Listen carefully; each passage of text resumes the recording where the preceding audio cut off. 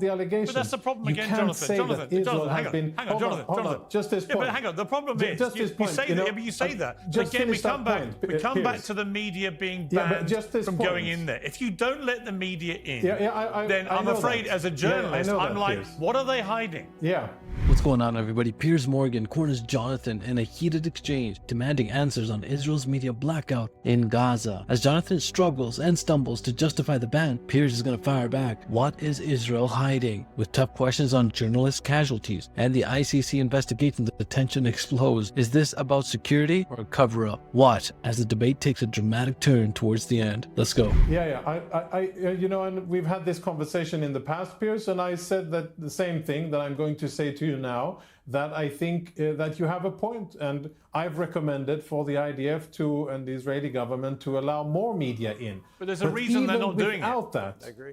Well, I'm sure that there are reasons. A, that it's messy. B, that it's quite a logistical responsibility. No, sorry, but that doesn't apply to other war zones. That didn't apply in Iraq. It didn't apply in Afghanistan. It hasn't applied in any modern war zone that I can think of. The IDF has completely controlled this whole war in Gaza. And by not letting the media in, I'm afraid the longer it goes on, where the IDF don't let media in from around the world to actually verify what they claim is happening there, then the more that people are going to think there is no smoke without fire. And when you get the ICC now launching these charges, they're going to put those two things together, and Israel is going to be suffering, as it is.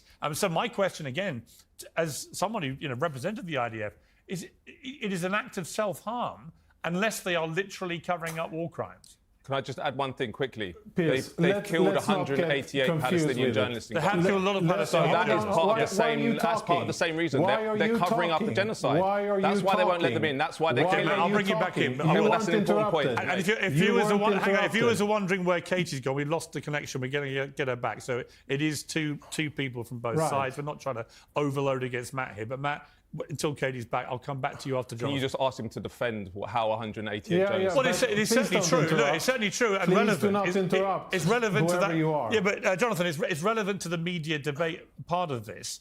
That nearly 200 if I could just answer the question. Hang on, I will. But on that point, I'm just saying, on the media point, nearly 200 Palestinian journalists have been killed. Targeted and killed. Oh, let's speak about so-called Palestinian journalists. Let's speak about the outrage of international journalists and international media when it comes to so-called Palestinian journalists. Let's speak about the cooperation, the intense and systemic cooperation between so-called Palestinian photo and otherwise journalists and Hamas. Let's speak about the ties between them. Let's speak about how they have been working for Hamas, providing them with either information or being on their payroll, or being silenced by them, or being told by Hamas what to say and what to do for years. I know this for a fact because I've seen it happen in real time, where international stringers or Palestinians that have been working for international media organizations in Gaza, instead of doing their job of reporting about the horrible war crimes that Hamas has been perpetrating, of hiding behind civilians, of using civilians as human shields, of firing rockets from within densely populated civilian areas, or digging tunnels underneath houses, or using mosques or UN facilities. All of this, by the way, documented and clear, but it hasn't been reported because Palestinian media hasn't been allowed to report it. Hang on, Why Johnathan. not? Because Hamas has been stifling Hang on. It also hasn't been reported because the IDF won't let international media in. So I'm afraid it's not as simple as saying Palestinians won't report it. That's not correct. No. Well, I can go in tomorrow, can I? Correct. Can I go in tomorrow? No. No, I can't. First of all, yes, I would personally take you in, Piers, even though I'm no longer in the unit. I would make sure that you would be able to go in and tour as much as you want. You'll let me go anywhere I want in Gaza, will you? I would put whatever ability I have and whatever influence I have remaining in the IDF on making sure that you would get wherever you wanted to go in Gaza and speak to whoever you wanted to. But how many international journalists, and I know many of them, how many of them are currently in Gaza who want to be? I don't know how many are in Gaza, but I'll tell you that's not enough. I can tell you, none. I tell you. None of them are. Well, have you read a report live from a Western journalist in Gaza? No, they're not allowed in. You can and many have. Many have done stories. Many have done stories from inside Gaza. Many have reported. Many have been embedded. The only people who've done a report have been literally with the IDF at all times. In other words, a completely controlled environment. Not at all. Can I just come back on? Do you support then the targeted assassination of 188 Palestinian journalists? Do you support that? Because it sounds like you do. Well, hang on. He just said. Okay, but Matt, to be clear, we don't know they were deliberately targeted. Well, we do. There is clear suggestive evidence. The other day, the IDF put up a wanted poster for journalists in northern Gaza saying they were all affiliated with Hamas, basically echoing the same rhetoric, which is genocidal rhetoric and rhetoric which gets journalists killed. And you've basically... So I wanted to ask you, do you support... No. Okay, well, I'll ask the question. You ask the question, does he support that? I will come back to that. We've been rejoined by Katie. Katie, I'm sorry we lost you there. We had a technical failure. You're back, I'm pleased to see. Katie, what do you want to say about this? Where are we? A year and a month into this war. Passions... Well, I think that the claim that any and all criticism of Israel is anti-Semitic is a total obvious weaponization of anti-Semitism. It's pathetic. It's dangerous. It harms Jews like me. Nobody ever says that. Excuse me, Alan. You always interrupt people because you're a bully. Please be quiet. Never say that. And what I want to ask you, Alan, is Theodore Meron an anti-Semite? The Holocaust survivor who was on the committee advising the arrest warrants, is he an anti-Semite? Who used to be an ambassador for Israel? Okay, so he's of course not. He's wrong. And I've never said that. You're making it up. He's wrong when he advised you can be wrong without without being an anti-Semite. He's wrong. Okay. He's wrong, and he's not an anti-Semite. Please use logic. Don't just use this kind of nonsense. You're so condescending and you're so disingenuous, and you weaponize anti-Semitism all the time. So let me just finish. I'm going to finish. Okay. So the other thing is that, of course, you don't want to hear that Israel's committing war crimes. And you bring up the fact that under the ICC arrest warrants, by that logic, the U.S. could be tried for committing war crimes. Well, guess what? They should be. Because, of course, they committed war crimes. Of course, they committed war crimes in Iraq. That's the point. You brought it up yourself. So this is an attack against America. As if that's disqualifying. Yeah. No, it's not an attack against America. It's to make sure Western leaders are held to the same standards that we hold other leaders to. And you hate that. Because the whole international legal system is based on the fact that you can go abroad and do what you want, but the people who are official enemies can't. Don't talk over each other because nobody can hear you. That's a simple reason. There's no other reason. Please don't talk over each other, because if you do... Sorry, time out. If everybody talks over each other, no one can hear a word anyone is saying. So, Casey, finish your point, then I'll go to Alan. Thank you. Okay. But also, Alan's numbers about civilians, and I apologize if you already covered this when I was disconnected, but his numbers about civilians are totally made up. There's no evidence of this. 90% of the victims of Israel's crimes against humanity have been women and children. And, Johnathan, you are shaking your head, but you should be upset. I would be upset if I were you, because you've been implicated in war crimes yourself. You lied about Al-Shifa Hospital. You claimed it was a Hamas stronghold. You were debunked by the BBC, Fox News, and the Washington Post, all of which said you did not provide the evidence that you claimed. Not only do I claim it, I stand by it, and there's ample proof of it.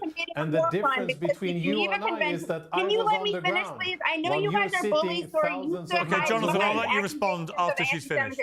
I need to finish. Thank you very much. Okay.